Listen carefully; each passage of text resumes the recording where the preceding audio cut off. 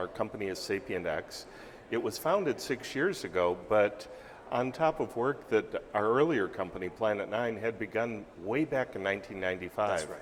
And that's when we first began making talking conversational characters online, but they weren't AI powered. It was only later that we were doing research for the government in 2003 that they wanted us to work with AI companies to add a voice and intelligence to characters. Back then it was to look for bad guys on the internet, but we loved the idea that you could converse with your technology. Yeah. So a few years later in 2008, we were building navigation systems for the auto industry, and we thought it was natural in a car to have a voice assistant that could perform key tasks for you, so you never had to take your hand off of the wheel. Right. So I brought my old friend Bruce Wilcox on board. He ended up becoming my co-founder of SapientX. And Bruce had headed AI at a number of big game companies. He's a very practical man, but also an out-of-the-box thinker. Back then, voice systems were all keyword-driven. If you happen to say Apple, something might happen. If you say peach, something else would happen. Right. But Bruce's idea was that if you could speak conversationally like you were talking to a good friend, yes, and you did a good job of it, people would never have to learn computer commands. yeah, If you think about it, Siri and Alexa are good products. People use them every day, but you have to learn how to use them. You have to say things just right for them to work for you. So we wanted to go to a different level of being able to discard commands and just be able to tell your technology what you wanted. right, A funny side benefit of this is once a system becomes conversational, yeah, people start, not everybody, but a lot of people start treating it like a friend and talking to it conversationally. Right. So we find that 40% of all conversation is just chit chat. right. Not, I need something, but how's it going? How are Yes. you today? Yes. Good to see you. What do you think that plays into the whole idea of man talking to things and things talking to man, and it becoming friendly and it becoming warm? Where's that at today, and how far do you think humanity will take that? And it almost can feel like a connection or an intimacy in a sense. So where are we at, and where might we be going with this? Well, so voice technology for me goes way back. Seeing Walt Disney on TV when I was a little kid, bringing out Lincoln that could talk to you. Well, it was a one-way conversation. It was like a wind-up toy that would just talk and talk and talk.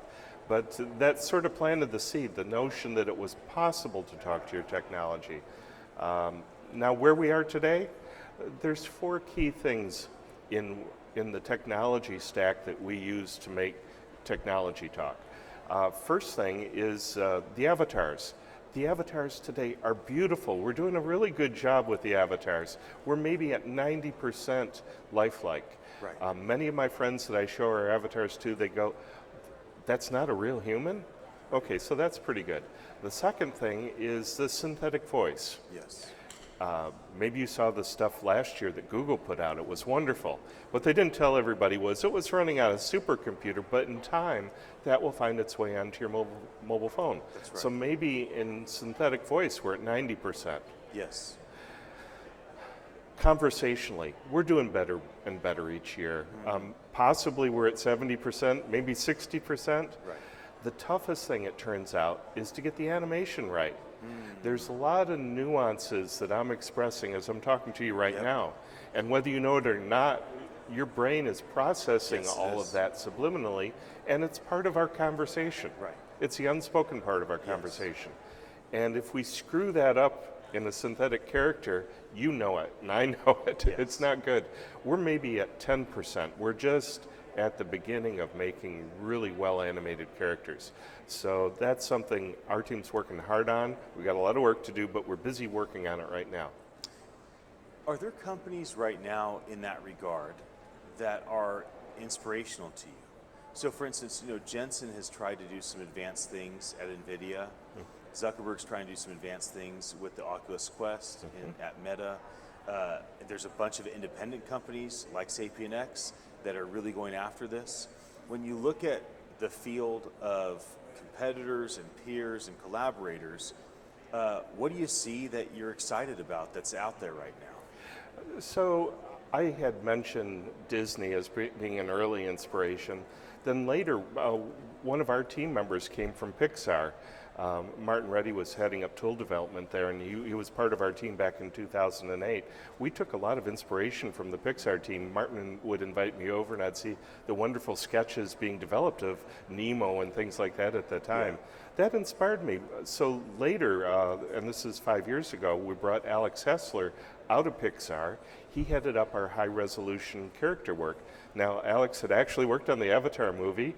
He'd worked on Harry Potter movies and things like that. And he brought a movie sensibility to the notion of developing a really wonderful character that you could engage with. Yeah. So that became the foundation that we have been building on for the last 5 years to make, hopefully, you would agree, wonderful avatars that people can relate to. Yes. That's what inspires us. Yeah, with your avatars, I think that is the one thing that I see as the biggest challenge. You mentioned it. It's the feeling that the facial element is, especially the mouth and whatnot, is real, or at least like what we're used to seeing. So as you look to accomplish these goals, talk to me about the need for a great team. Right, you've been a CEO for a long time. You know how to build great teams. You have a great team, but you always are looking for brilliant talent. So what does it take to attract brilliant people? Are you looking for specific skill sets right now that might be out here watching our conversation at some point? Give me an idea about team development. Well, so part of what makes what we do so hard is it takes people from all different kinds of disciplines. You need to have artists and engineers that work wonderfully together. You need to have people that come from computational linguistics backgrounds, right, computer animation, voice actors, all these writers who write compelling content. And it takes, it's a little bit like conducting an orchestra of talented people. Right. If you have a wonderful vision that you express and you can deliver on, the talented people find you. Yes, they do. We've never hired a recruiter ever because our best people come to us. Yeah. That makes a lot of sense. As far as people following up, I know that you had a big announcement at CES this last year. CES is coming up. Any big developments that SapientX is been announcing recently or is looking forward to that people should be anticipating something? Well, it's a fun period in our history because we've been hard at work and not showing people for 5 years now what we're doing. Right. So at CES, it was the first time that we had Sage, one of our characters, interacting with people. We also were at the game show, the AWE show, in this past summer, and this was the first time we actually made a character for a customer that was used in a public venue to give directions, to tell you who was speaking at what time, tell you where the bathroom was, tell you what kind of food was good that was being served at the show. And we hired a wonderful writer, Sue Wilcox, to write Xander, who was from South London. He's a music DJ, and he's also here to help you with the show. Right. But making a character that people can relate to and have fun with, engaging with, I think was part of Xander's success, and we want to build on that. Yeah. Now we're finding all different venues for Xander's brothers and sisters to go to.